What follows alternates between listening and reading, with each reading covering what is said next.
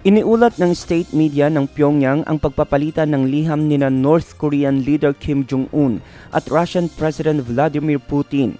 Pangako ng dalawa sa isa't isa, paiigtingin ang ugnayan ng dalawang bansa tungo sa pagkakaroon ng long-standing strategic relationship.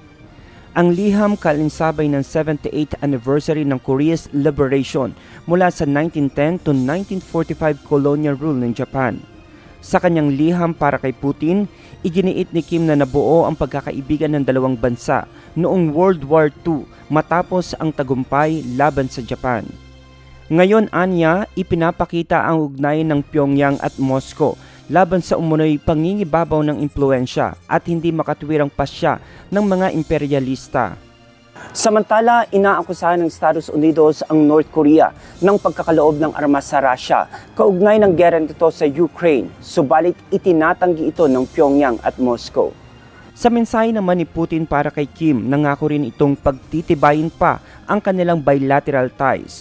Noong lamang nakalipas na buwan, bumisita sa North Korea ang Russian Defense Minister at kasama ni Kim sa panonood ng mga panibagong nuclear-capable missiles at attack drones sa isang military parade sa Pyongyang.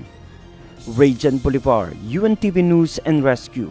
Diyos ang aming sandigan, serbisyo publiko ang aming pinahahalagahan.